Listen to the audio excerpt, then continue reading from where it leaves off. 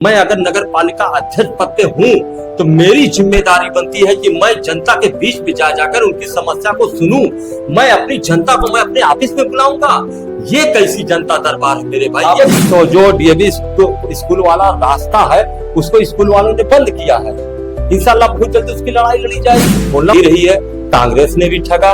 तो कोई अगर हमारे मुस्लिम भाइयों पर या दलित भाइयों पर कोई जुल्म होता है तो कोई पार्टी नाम लेने से कतराती है, मुसलमान शब्द से परहेज करती है, ये घृणा लगती है। हाँ मुसलमान वो ऐसी साहब रैलियां करते हैं, रैलियों में भीड़ भी होती है, वो भीड़ में जो है वोट में कन्वर्ट क्यों नहीं हो पाती है। एआईएमआईएम पे हमेशा ये आरोप लगता रहा है कि जहां से मुसलमान कैंडिडेट होता है वहीं पे अपना कैंडिडेट खड़ा करती है। आदाब नमस्कार, मैं मोहम्मद अब्दुल्ला और आप लोकमंच न्यूज़ देखना शुरू कर चुके हैं। इस वक्त हमारे साथ जो मेहमान हैं वो नगर पालिका परिषद के टांडा के पूर्व प्रत्याशी रह चुके हैं। एआईएमआईएम के मौजूदा जिलाध्यक्ष हैं, हाल फिलहाल बिहार दौरे पे भी गए थे चुनाव में। तो हम इनसे बात करेंगे नगर पालिका के बारे में, टांडा में बुनकरों की स्थिति भी बहुत ख़राब है उस पर ही बात करेंगे, बिहार चुनाव की ही बात करेंगे। बहुत बहुत स्वागत है आपका लोकमंच न्यूज़ में। बहुत बहुत शुक्रिया, बहुत बहुत धन्यवाद। सबसे पहले नगर पालिका से ही शुरू करेंगे हम आपसे कि आप प्रत्याशी रह चुके हैं जी। नगर पालिका जीत, आप चौथे नंबर पे आए भी थे जी। अगर आप जीत जाते तो टांडा के लिए क्या करते, पहले ये बताइए। मैं अगर चुनाव जीतता, हाँ। अगर आवाम ने हमको मौका दिया होता, आप सोच नहीं सकते क्योंकि जो हम लोगों की सोच है, जो हम लोग अपनी आवाम के लिए, अपने शहर के लिए संघर्ष करना चाह रहे हैं, वो हम आवाम को तोहफा देते हैं। शहर का विकास ही सब कुछ है। आज जान लीजिए पूरे नगर पालिका के अंदर अभी जल भराव का मामला था, अगर थोड़ा सा बारिश हो जा रही है तो पूरे शहर के अंदर गंदगी हो जाती है। आप बताइए नगर पालिका क्यों स्थापित की जाती है? अगर नगर पालिका स्थापित की जाती है तो सिर्फ इस बात को देखने के लिए कि इस शहर में एक नगर पालिका की स्थापना हो रही है और इस नगर पालिका की जिम्मेदारी होगी कि शहर कैसे साफ सुथरा रहेगा। आज देख लीजिए सफाई अभियान चल रहा है, उसके बावजूद भी हमारा सर थोड़ा सा बारिश हो जाए, कहीं से पानी आ जाए, पूरी समस्या उत्पन्न हो जा रही, पूरा शहर गंदा हो जा रहा। मुबारकपुर में अभी जल भराव था, वहाँ के लोग इतना परेशान थे कि आप सोच नहीं सकते। अब पूरे हमारे शहर में चाहे वो सकरावल हो, चाहे वो अलीगंज हो, चाहे वो नईपुरा हो, हर जगह समस्या उत्पन्न होती है मेरे भाई पानी को लेकर। मौजूदा अध्यक्ष के काम से कितना खुश हैं आप?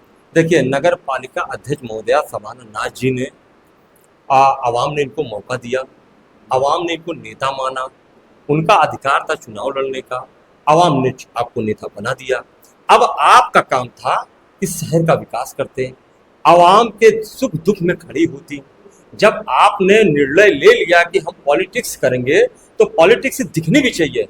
आप कहीं नहीं दिख रही हैं, पूरे शहर के अंदर आप देख लीजिए भ्रमण करके, कहीं आपको किसी के सुख दुख में ये शिरकत करते हुए नहीं। जनता दरबार तो लगा रही है। जनता दरबार लगाने से क्या मतलब मेरे भाई? मैं तो ये समझ रहा हूँ कि अगर मुझे अल्लाह ने मौका दिया है, आवाम ने मौका दिया है अगर मुझे, तो जनता दरबार लगाने की कोई आवश्यकता ही नहीं है। मैं अगर नगर पालिका अध्यक्ष पद पे हूँ तो मेरी जिम्मेदारी बनती है कि मैं जनता के बीच में जाकर उनकी समस्या को सुनूं। मैं अपनी जनता को मैं अपने ऑफिस में बुलाऊंगा। ये कैसी जनता दरबार है मेरे भाई? आप अध्यक्ष होते तो क्या बुलडोजर की कार्रवाई रोक पाते? जो बिल्कुल रोकते मेरे भाई, बिल्कुल देखते हूँ। मैं शहर का प्रथम नागरिक रहता, मेरी जिम्मेदारी बनती है कि मेरे शहर में कहाँ तोड़ फाड़ की जा रही है, मैं वहाँ पे खड़ा होता। मैं डरने और घबराने वाला नहीं, ना मैं मुकदमे से डरने वाला। आप इलीगल के साथ खड़े रहते हैं, वो तो इलीगल था ना मेरे भाई। अगर लीगल है कहीं, अब बहुत सी जगह देख लीजिए आप, लीगल है और बुलडोजर चल रहा है। मैं आपको बरेली में बता दूं, तौकीर रजा साहब के आज 40 साल से मकान था तो लीगल था। एक मामला क्या हुआ, अगले दिन इलीगल हो गया। ये लड़ाई लड़ता मेरे भाई। तो मेरे शहर में तमाम जगह ऐसे चला है और लोगों ने आपत्ति भी की, हम लोगों भी आवाज उठाए हैं और इंशाअल्लाह ताला एक मामला और है, बहुत जल्द उसकी भी लड़ाई चालू की जाए। कौन सा मामला है मेरे पास? मामला डीएवी स्कूल भाई, आने जाने का मामला देख लीजिए। जुबेर चौराहा पे इतनी बड़ी समस्या है जाम की कि आप सोच नहीं सकते। अगर कोई एम्बुलेंस क्रॉस करना चाह रहा है तो उस जाम के चक्कर में आप बताइए, किसी एम्बुलेंस जा रही है, उसमें बीमार व्यक्ति है, उसकी जान के खतरा है और इस समस्या से निजात पाना है, तो जो डीएवी स्कूल वाला रास्ता है उसको स्कूल वालों ने बंद किया है। इंशाल्लाह बहुत जल्दी उसकी लड़ाई लड़ी जाएगी, खोलना पड़ेगा। जिला में एआईएमआईएम जो है अपने आप को कहाँ देखती है? अम्बेडकर नगर जिले में। अम्बेडकर नगर जिले में आज ऑल इंडिया मजलिस इत्तेहादुल मुस्लिमीन का एक बोलबाला है। आज आवाम कह रही है अगर कोई पार्टी है तो ऑल इंडिया मजलिस इत्तेहादुल मुस्लिमीन है, क्योंकि हमारे लोगों को सपा ने ठगा, बसपा ने ठगा, भाजपा तो ठगी रही है, कांग्रेस ने भी ठगा। तो कोई अगर हमारे मुस्लिम भाइयों पर या दलित भाइयों पर कोई जुल्म होता है तो कोई पार्टी नाम लेने से कतराती है, मुसलमान शब्द से परहेज करती है, ये घृणा रखती है। हाँ, मुसलमान से सिर्फ एक उम्मीद रखती है, ये कहाँ जाएंगे, ये हमारे पास आएंगे, ये हमारा वोट बैंक है। जिस दिन मुसलमान समझ गया कि मुस्लिम वोट बैंक ये हमारा वोट बैंक है, उस दिन सारी पार्टियों की औकात समझ में आ जाएगी। कोई पार्टी हो, क्या एआईएमआईएम सिर्फ मुसलमानों की पार्टी है? ना मेरे भाई, मुसलमानों की पार्टी हमने कभी नहीं कहा। ये जहाँ जहाँ पे जुल्म होता है हमेशा मुस्लिम वोट बैंक की बात करते हैं आप लोग। अच्छा ये बताइए, मुल्क के अंदर किसके ऊपर जुल्म हो रहा है? आप बताइए हमको, किसके ऊपर जुल्म हो रहा है? आप बताइए ना। मुसलमानों के ऊपर जुल्म हो रहा है, दूसरा दलित भाइयों के ऊपर हो रहा है। तो हमारे बैरिस्टर साहब, आज हमारे मुसलमान भाइयों की हालात जानते कहाँ से कहाँ तक पहुंच गई है। दलितों से बदतर हमारी जिंदगी हो गई है मेरे भाई। तो जुल्म किसके ऊपर हो रहा है? अगर जुल्म हमारे ऊपर हो रहा है तो हमारे बैरिस्टर साहब हमारे लोगों के लिए आवाज बन रहे हैं, तो इसमें दिक्कत क्या है? वो ऐसी साहब रैलियां करते हैं, रैलियों में भीड़ भी होती है, वो भीड़ में जो है वोट में कन्वर्ट क्यों नहीं हो पाती है? देखिए, पहली बात आपको बता दें, अगर आप कोई जनसभा करना चाह रहे हैं तो भीड़ इकट्ठा करना बहुत बड़ी बात है। आप देख लिए, उत्तर प्रदेश के मुख्यमंत्री जी हमारे अम्बेडकर नगर में आए हुए थे, तमाम कुर्सियां खाली थी। आप बताइए कि प्रदेश के मुख्यमंत्री अगर आ जाए, कुर्सियां खाली हो और हमारे बैरिस्टर हाजी असदुद्दीन ओवैसी साहब आज अम्बेडकर नगर की सरजमीन पे आ जाए, तो कुर्सियां तो छोड़ दीजिए मेरे भाई, जगह नहीं रहेगी, बाइक खड़ी करने की जगह नहीं रहेगी, 4 व्हीलर करने की। तो अल्लाह ने वो काबिलियत दी है, अल्लाह ने वो इज्जत दी है। और यही भीड़ आप देख लीजिए, मैं जो नगर पालिका का चुनाव लड़ा था, लोग क्या कह रहे थे, 500 वोट पाएंगे, 400 वोट पाएंगे, 1000 वोट पाएंगे। अल्हम्दुलिल्लाह, अल्लाह का शुक्र है कि यहाँ की आवाम ने 5000 वोट दिया। ये बहुत बड़ी बात है। ऑल इंडिया मजलिस इत्तेहाद, ये बैरिस्टर हाजी असदुद्दीन साहब की वोट है मेरे भाई। आप टांडा में रहते हैं, बुनकर बाहुल क्षेत्र है टांडा, बुनकरों की स्थिति बहुत खराब है। अभी तक क्या किया आप लोगों ने, आपकी पार्टी ने क्या किया? बुनकरों की समस्या वाकई में बहुत बड़ी समस्या बनती चली जा रही है, क्योंकि हम लोगों के यहाँ 60 रुपया 65 रुपया फ्लैट रेट था, फिक्स रेट था। तो उस समय भी बुनकरों की हालात बस से बदतर थी, मगर इतनी बुरी हालात नहीं थी जो आज 400 रुपया देना पड़ जा रहा है। आप बताइए, 60-65 रुपये से बढ़कर सीधे 400 रुपया चले जा रही है, तो हमारा समाज कहाँ से उसको व्यापार जो है कर पाएगा? दूसरी बात, हमारे यहाँ जैसे अभी सरकार से तमाम बुनकर नेता हैं, सब अपना अपना प्रयास कर रहे हैं, कोशिश कर रहे हैं, मगर समस्या का समाधान नहीं हो पा रहा है। और मुझे नहीं लग रहा है कि भारतीय जनता पार्टी की सरकार में हम बुनकरों भाइयों का भला होगा, क्योंकि इनका सारा वादा झूठा है।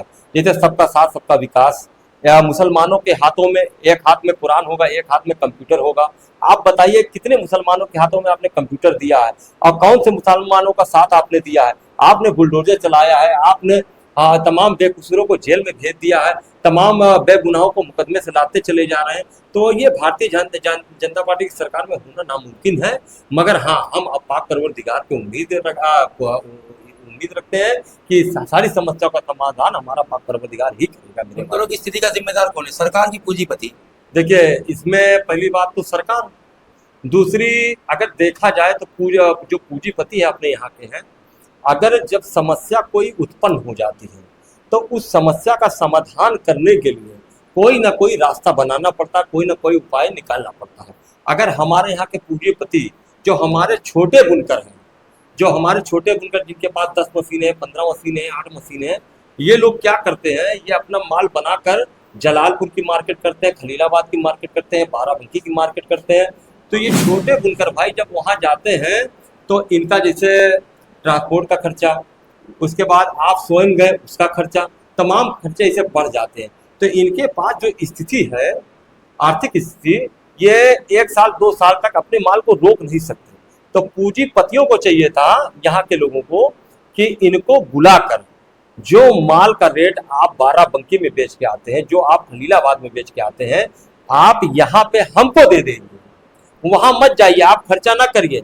अब जब पूंजीपति के हाथ में पूरे टांडा या मुबारकपुर के बुनकर का माल इकट्ठा होगा, तो अब जो ऐसा तो है नहीं माल नहीं बिकेगा, बिकेगा, क्योंकि जब तक जिंदगी है कपड़ा यूज होगा।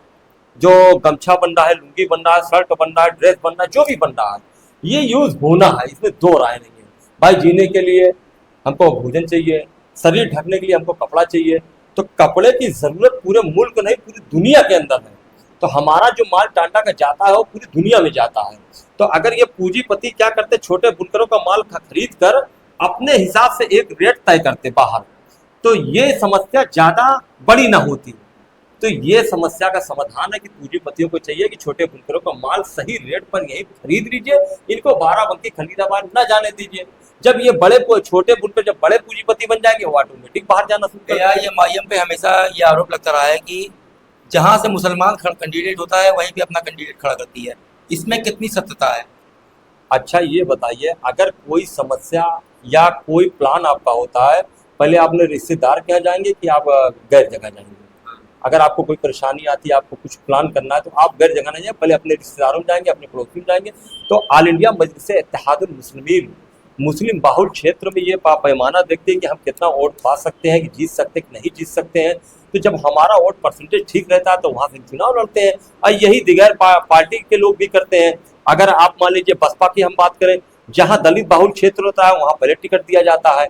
अब सपा की बात कर ले, जहां यादव बाहुल क्षेत्र होता है वहां यादव भाई को टिकट दिया जाता है।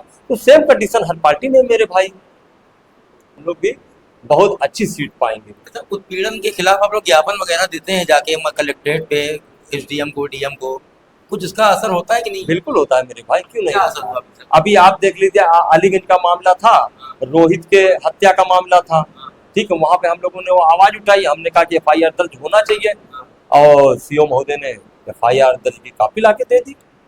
तो असर क्यों नहीं पड़ेगा? आप जुल्म के खिलाफ लड़ेंगे तो हमारा जो शासन, जो हमारा प्रशासन होता है, वो ऐसा थोड़ी है कि जिसकी सरकार उसी की सुनेगा। हम लोगों की बात को सुनता है, जानता है कि गलत हो रहा सही हो रहा है, तो वो भी मदद करने के लिए आए हुए हैं।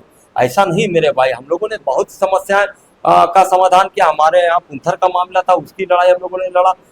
जियाउद्दीन का मामला था, आजमगढ़ का, अम्बेडकर नगर में लड़ा गया। तो ये थे गुलाम दस्तगीर अंसारी, एआईएम के जिलाध्यक्ष हैं। इनसे हमने बात की, खुल के बात की, और इन्होंने अपनी बातें भी रखी, चुनाव को लेकर के, बिहार चुनाव को लेकर के, नगर पालिका को लेकर के, बुनकरों को लेकर के। अब कितना असर होता है इनकी बातों का, ये तो आने वाले समय में ही पता चलेगा। इस वीडियो में फिलहाल इतना ही। कैमरे के पीछे मेरे सहयोगी शानू हैं। तब तक के लिए मैं मोहम्मद अब्दुल्ला, लोकमंच न्यूज़ के लिए शुक्रिया।